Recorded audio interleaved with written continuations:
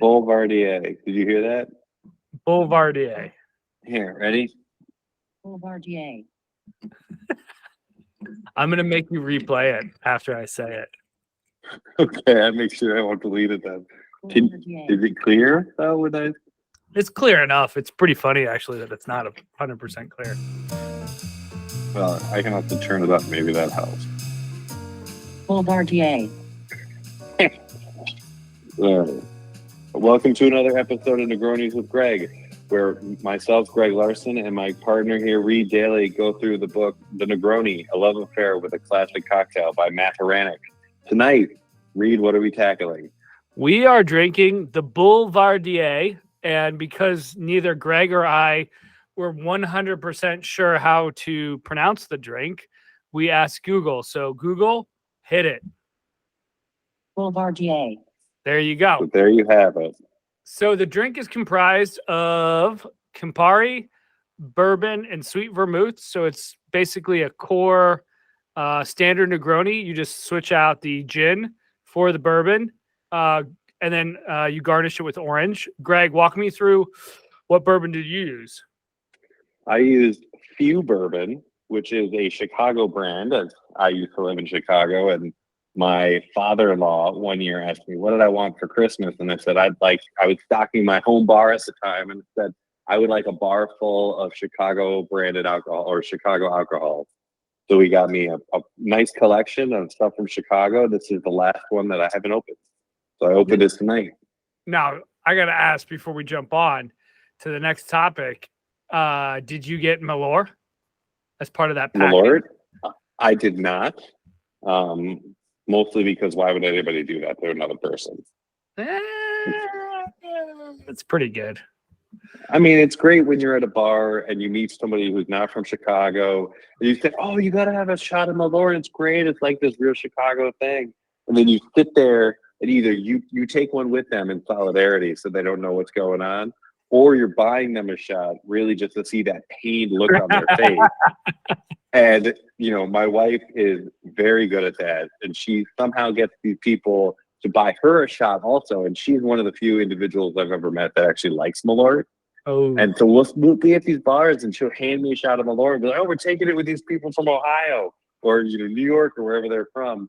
And she's the faces is just like, why are you doing this to friendly people you just met?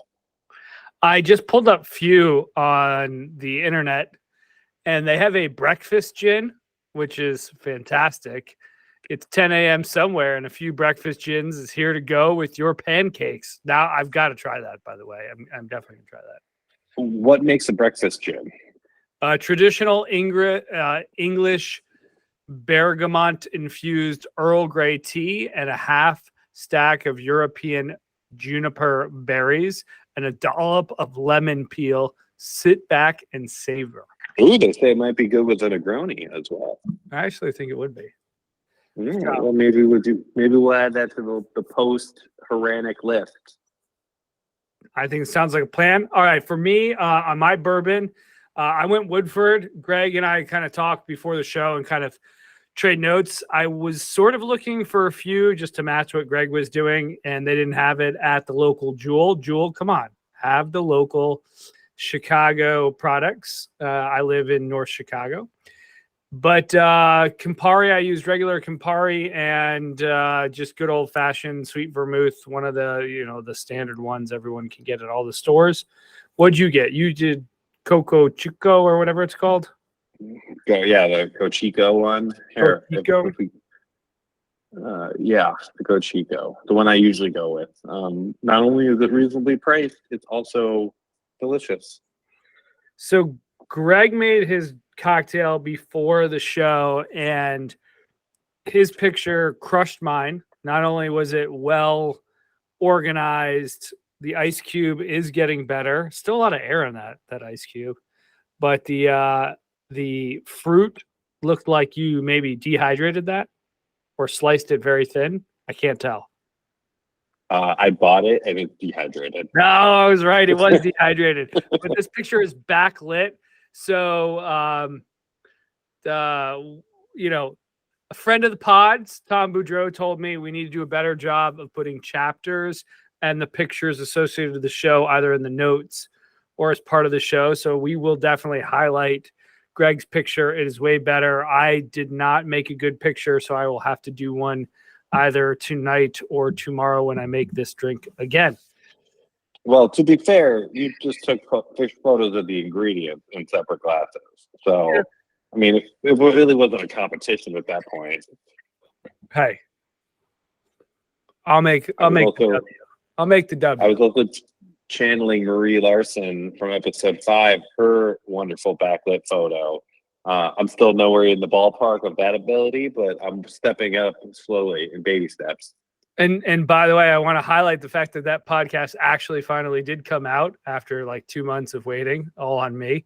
We've got a couple other episodes coming out. We got one coming out actually this week. I got to look at our content release calendar. But enough talking about schedules. Let's talk about the drink. So the way we do this is we rate the drink on taste, rating for look, and for balance. So we score it 1 to 3 on each category. So you can have a total score of 9 per person or 18 total. And Greg, why don't you give me your thoughts on the rating? Yes. So, I have, to be honest, never had one of these before, which is shocking given the similarity to the Negroni, but I just don't vary that often. So I was very surprised how much I enjoyed it. So for a taste, I'm going to give it a 3. And, at the end of the day, it's a Negroni with bourbon, and you can taste the bourbon and you can taste the Negroni aspect of it.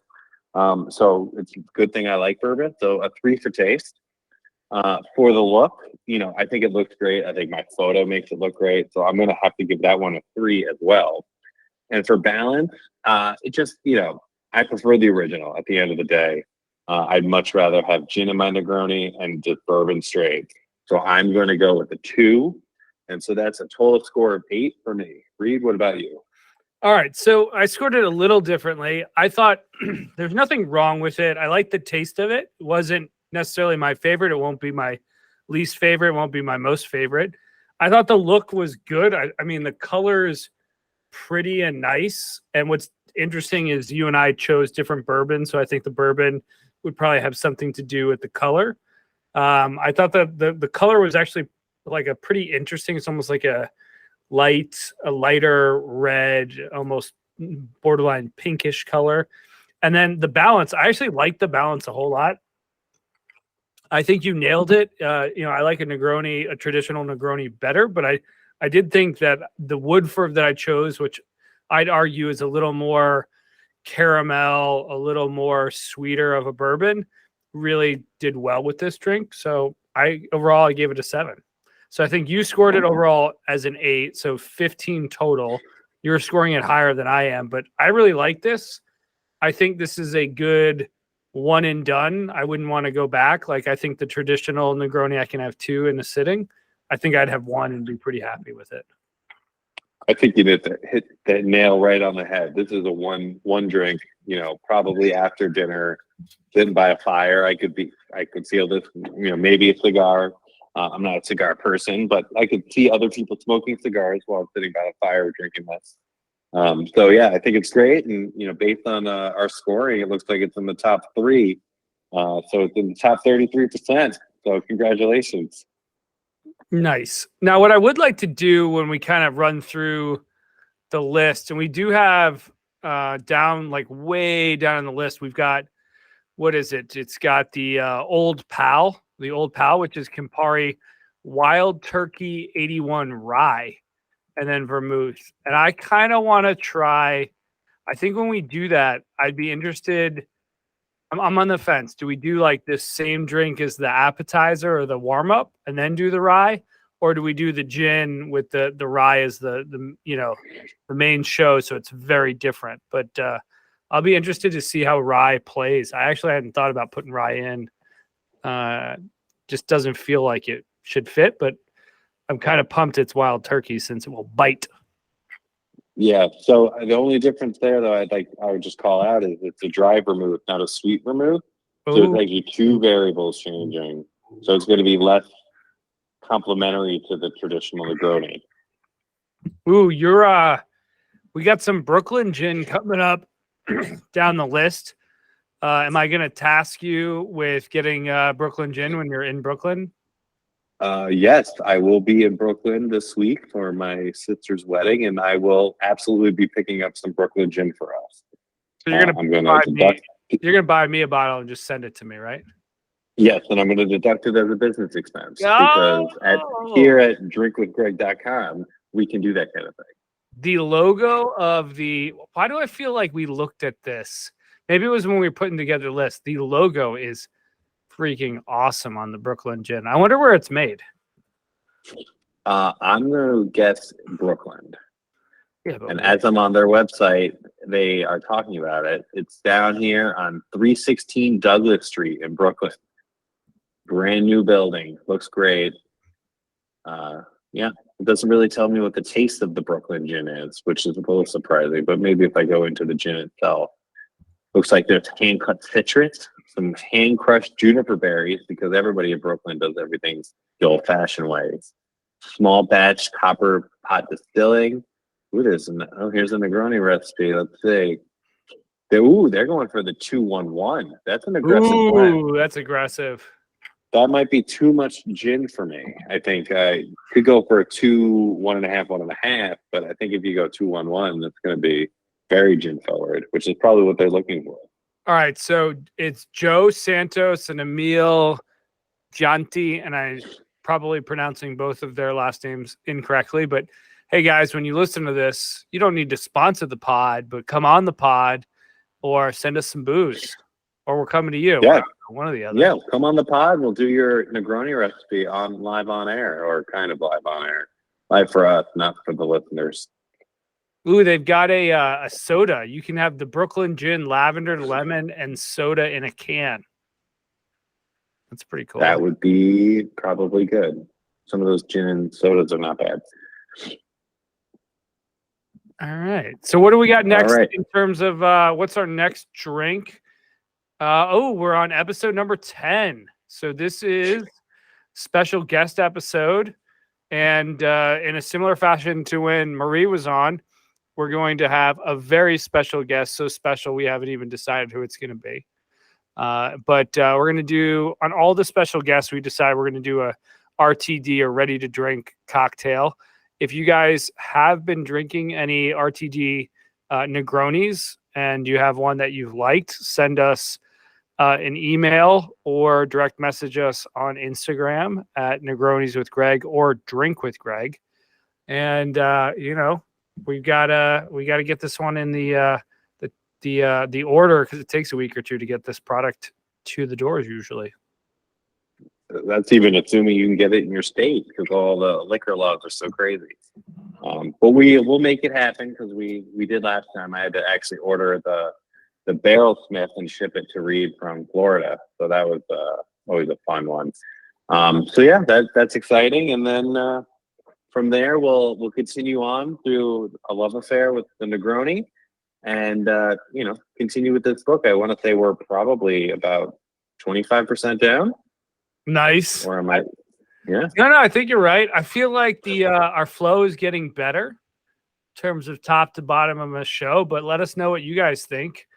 And I think the biggest feedback I've gotten from friends is just they want to see the pictures of our drinks more. So we'll be posting those on Instagram. Also, we are now live at drinkwithgreg.com.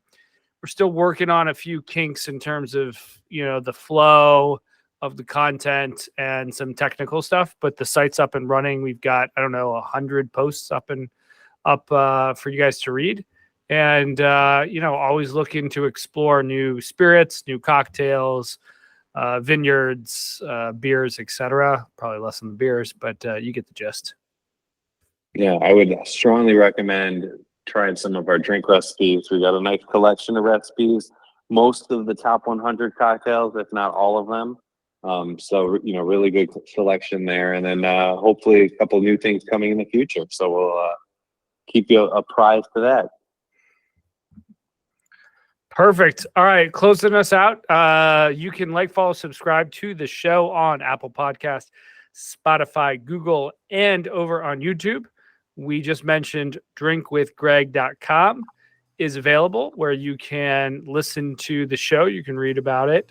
You can see the pictures from today's episode and all other previous episodes.